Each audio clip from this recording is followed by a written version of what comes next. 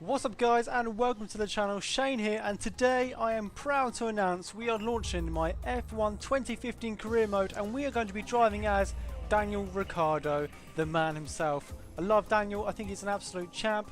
As you guys know, I'm a massive Lewis Hamilton and Jenson Button fan. For obvious reasons, Lewis Hamilton's going to be too OP, so it wouldn't really be much of a career mode. And Jenson Button is the complete opposite, so I'll be stuck at the back of the grid battling with the manners, etc, etc.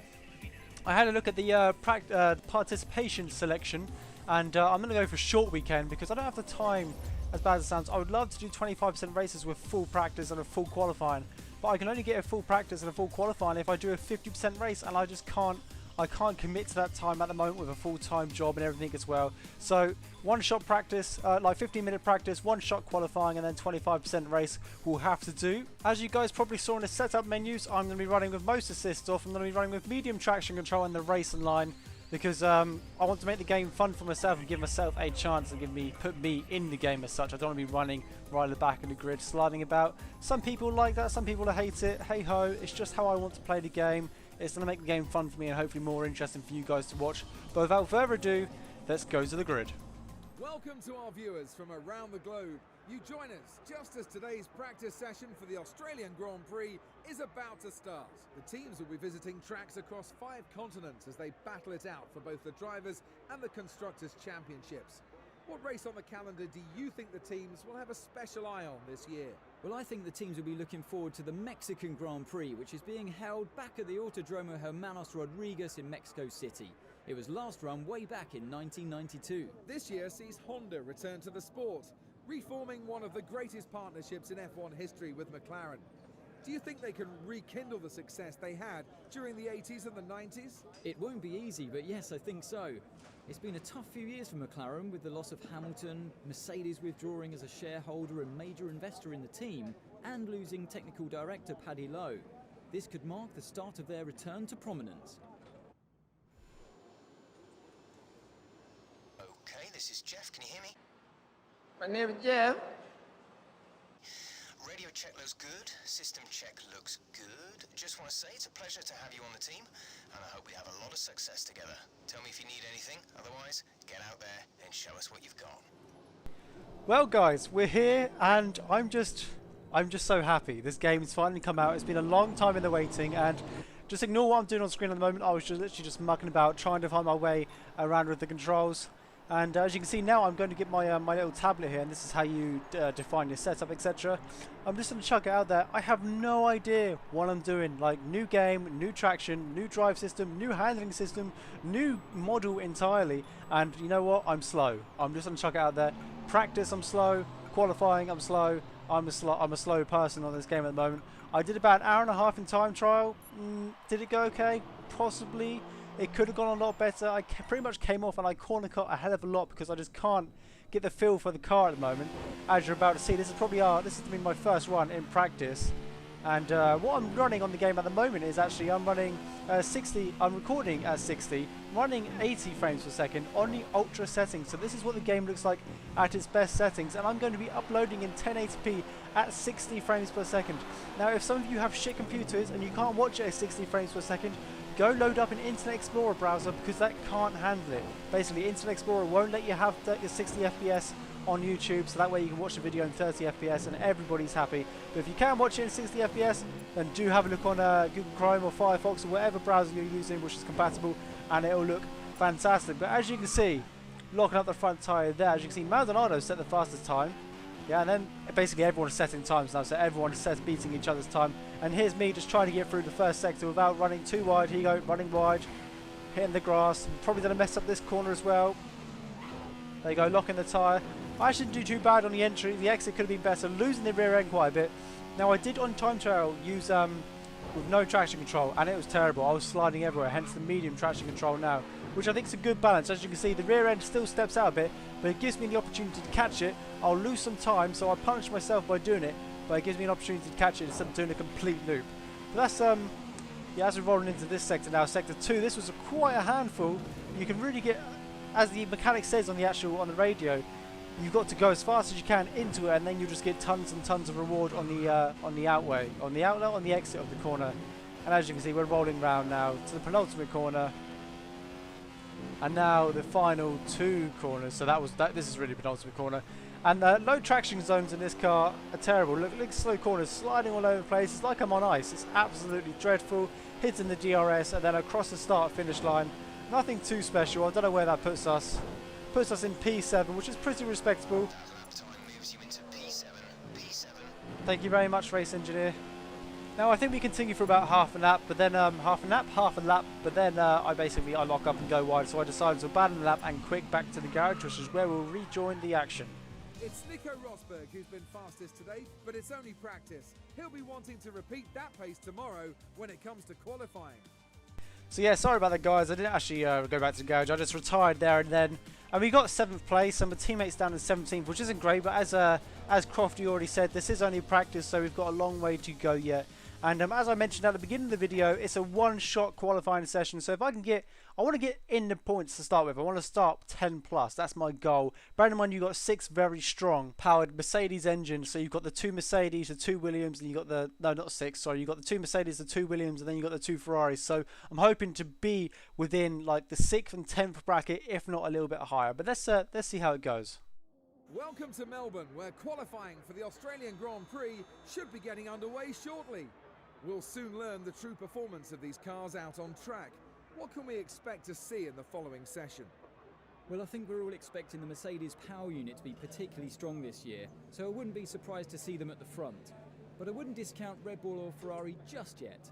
We know they have the talent and the resources to react to any problem, so although they may be playing catch-up, I would expect them to bring some major upgrades pretty early, maybe before we even get back to Europe. So there we have it, guys. That is the opening sequence to qualifying. This is our one-shot qualifying lap, which I'm going to show you the whole way through, because it completely threw me and I made some dreadful mistakes here and didn't get too much of a bad position.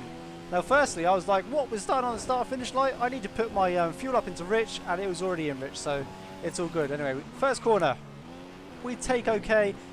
Back end steps out a little bit. We run on the grass, not using all the track, so we could have gained a couple of tenths there. But we said we're lost there. As you can see, we're into P5 now. That's a live tracker of everyone on the grid setting their qualifying laps. Hitting the apex really nicely there, but losing the back end again in these really slow speed corners. And I hit the tyre, and you can hear the squeal. That's one of the biggest mistakes I've made. But we're still in my predicted between 6th and 10th, so it's not too bad. Now we're back into 10th, taking that corner, hitting the apex really nicely, not getting any corner cutting warnings or anything. Cars stepping out. As I said, in high-speed corners, this is a lovely car to drive. In low-speed corners, it's not so much. Luckily, this track's got a mixture of the both. As you can see, stepping up ever so slightly there, keeping it away from the wall. And now we're heading down to the tight left-right-hander, which can be done at quite some speed. You've got to gamble everything. Very nice indeed. Cut the corner ever so slightly there, but we're up into P6, P5. Can we get P4, braking nice and early, trying to hit the apex. You don't want to run wide here. Slow corners again, so we're going to lose quite a lot of time on the final 2 corners. This one's alright, using up all the track, braking nice and early. We don't dive bomb it, so it's all good. We don't run wide, but then it's the traction on the out part of the corner. We lose it all, put the DRS on, we're in P5, P6. And that is P6 for the Australian Grand Prix.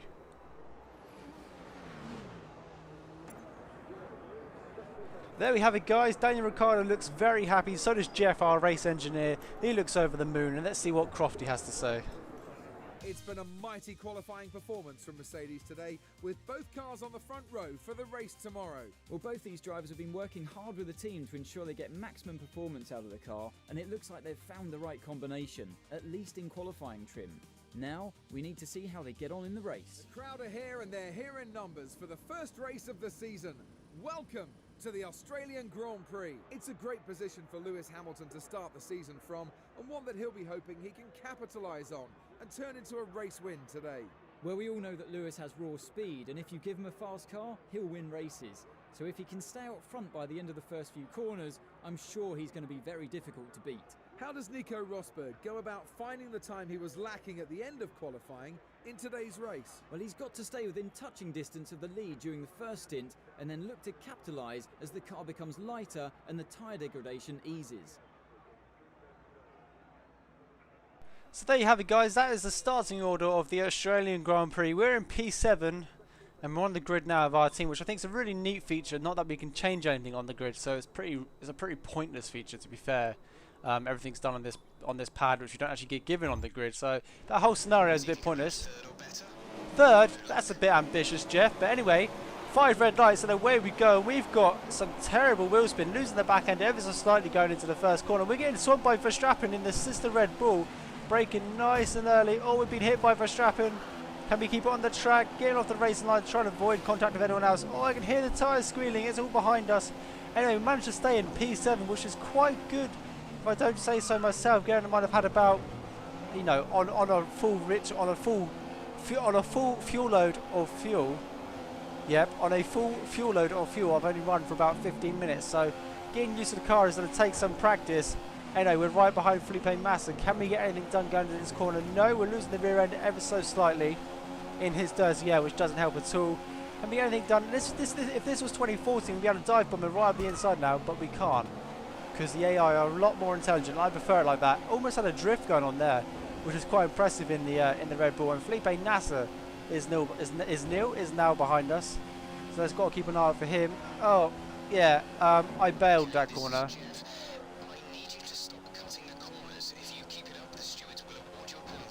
Okay, first corner I cut, and yes, I understand it was a big corner, but I lost the car. I didn't feel as though I could make it around without going off. So for safety reasons, I cut the corner, okay? But let's just continue to the end of the lap. Try not to hit Massa.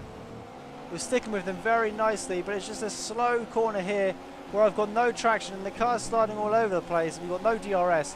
That all the Mercedes cars, just Mercedes and the Ferrari engines just bounce. They just fly away. Can we get anything done going into this corner here? Hitting the apex very nicely indeed. Actually, that was a very good run out of that corner. We're right in its slipstream, but with the Mercedes engine, we don't really get much of a tow at all. We're going to dive up the inside. We outbrake ourselves. Massive flicks up on the inside. He hits us. We're going to take it nice and slowly around here. Can we maintain that position? So we're up into P6. Now let's see how much longer we can maintain that for. Turns out, quite a while. Sorry, I recorded this last night about 3 o'clock in the morning. I'm only doing a commentary now. So it looks like, obviously, we're still in P6. And Bottas hasn't really got that far away from us. And Massa's still right behind us. You can see him in the mirrors ever so slightly. But surely, I think... Thank you, Jeff. I didn't ask for an update. Only talk to me when I want you to talk to me. But anyway, we're going to jump into the pits now and see what we can do. I'm going to try and get the undercut because these tyres just falling off the cliffs so quick. Yeah, I don't know why. They just didn't last as long as I wanted them to. I really wanted to pit on lap 7 or 8. But hey ho, lap 6 will do. Thank you, Jeff. God, this Jeff guy, honestly. Anyway, where are we going to emerge? There's still 20 cars on the grid, which is quite good. Having a look at the mini-map, quite a long pit lane. Just at the lap, we are charging, trying to stop being overtaken by Jenson Button and MclarenHonda. He's on the outside, which is now the inside. Can we take on the outside? Maybe. I think Jenson Button's just got the place. Can we take up the inside here? It'd be quite a daring move. We do. It's not exactly legal, but we got away with it because this is F1 2015 at the moment. We can pretty much get away with anything, like cutting that corner, cutting this corner, and we're just going away. Now, for those of you who are watching this, like on the day this comes out, you'll know there's a lot of problems with the F1 2015 on the PC at the moment. It's a bit buggy. If this is a couple of months down the line and you've only just picked up the game, then don't worry. But at the moment, the game is buggy, so you can do things in the game which you wouldn't be allowed to do, like in real life. So you wouldn't be able to corner cut as many times as I probably have, or do some of the overtakes which I've done, which have been a little bit too violent. But anyhow, we're pushing for the lead. We're up in P16 now, which isn't great. Let's see where we end up at the end of this lap, because obviously there's an incident. Okay, no overtaken. Let's try and get some places back. And it looks like, oh, there's Bottas, oh, that's Massa and Kimi. Oh my good God. Thank you so much, race engineer, for commentating that as I'm trying to drive through an accident. Anyway, so that was like a Ferrari and a Williams who had gone off, and I tried to navigate my way through it, and my engineer was like blah blah blah blah blah, which is not helpful when I'm trying to race. And my God, that's Lewis Hamilton, who we're going to take on the outside. Do we get it done? We almost took the lead. Well, not the lead, but you know, we almost took it from Lewis Hamilton, and we outbrake him. He's going to be on the outside. We cut him off. It looks like we've got the job done. We're taking out a very slow corner. Kimi's in front of us. Is that Kimi? Yes, it is. So that means it was Sebastian Vettel who came off with Bottas or Massa, which is unfortunate for him. His first race in the Ferrari. Come on, Kimi, get out of the way. I could have exited that corner a lot faster if you had allowed me to, if you put your foot on the pedal for once. Oh god, this engineer, I have to switch him off because he keeps on interrupting me. Outbraking ourselves, and yeah, so that happened. I did lean off the accelerators a little bit. My intentions were to let him back through, but then I thought, oh, Hamilton's through. I didn't get a penalty or a warning, so I'll just go with it basically. As we come through this corner here. There you go, look, cutting. Ugh. Yeah, it wasn't great. So yeah, I've cut the corners a little bit, and I didn't get a penalty, so all is good. We've got our warnings, and what we're doing is we're utilising the potential of the track to you know, to pick up speed basically. We're a novice. This is our first year in Formula 1. Well, it feels like it because I can't drive the car, and basically out of all the time we lose in this final corner here, I make up by corner cutting a couple of times down the track. But let's move on. Or not, as Lewis Hamilton's just about to charge past us. Look at that. My God, he is literally just flown past us. We're going to try. Oh, do we get the cut back? Do we get the cut back? We're on the outside. Can we do it again? No, he's got DRS. We've got nothing. We've got Kimi behind us. We are literally stranded and take the middle line. We're going 3 abreast. Oh, me and Kimi have hit each other. I've done a half spin. Kimi's done a whole spin. He's off into the gravel. Let's get a replay of that.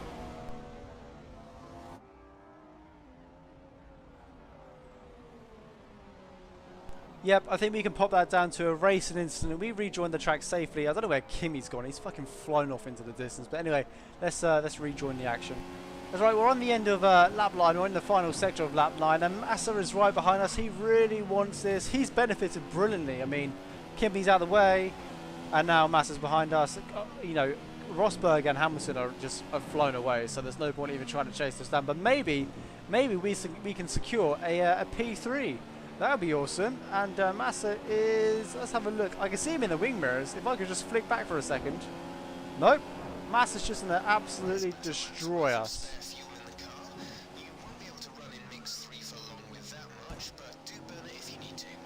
Thank you, race engineers. Thank you, Jeff. Just not in the corners when I'm trying to concentrate, when I'm trying to re-overtake Felipe Massa, which I don't think is going to happen now because he's got a Mercedes power unit. I've got a Renault power unit.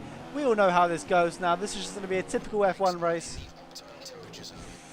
Thank you, race engineer. How about if I request the details, then can you tell me? Don't just keep on disputing or spratting or just shouting all this information at me because I don't need to hear it constantly.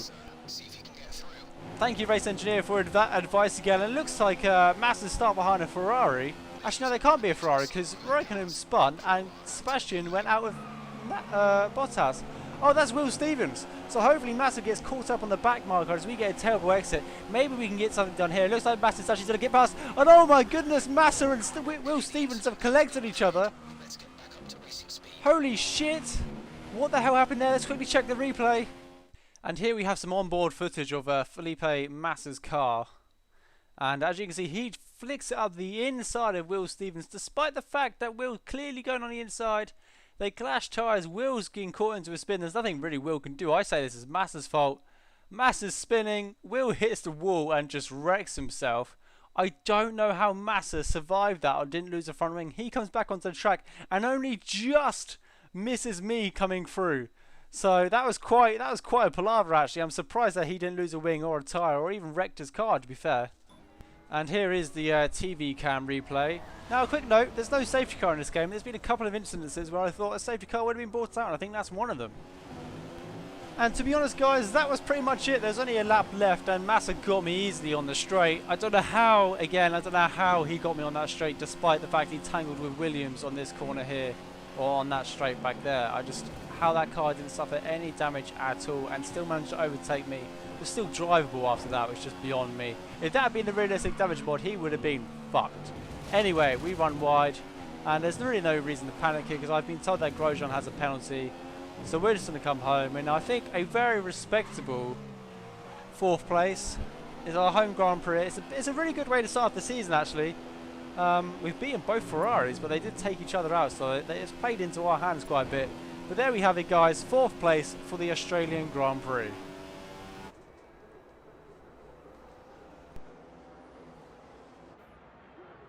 Now I know our race engineer and Jeff, I say race engineer and Jeff is our race engineer, wanted a third place finish, but realistically we're in a Renault engine and obviously we know they're not that great. At the Australian Grand Prix here in Melbourne. What a result for this German driver. What a fantastic result for Nico. He'll be so happy to start the season on such a positive note. That's it for today's Grand Prix, and from Ant and I, it's goodbye and see you again next time. And as will I. So there's the results of the Grand Prix. A really strong drive from the German, and he's brought his Mercedes home in first place. He looked very happy with his day's work as he celebrated up there on the podium. Indeed. Oh my God, shut up. And they should be. It was a fantastic drive. After all that excitement, it's time for a lie down, I think.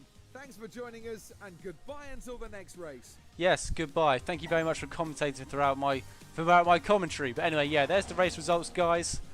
The driver standings will be exactly the same, and here is the Constructors' Championship. So we are in 4th place at the moment, only scoring 14 points, which I guess was just me as Kvyat didn't finish in the points. But anyway, thank you very much for watching, guys, and I shall see you next time. Take care. Bye-bye.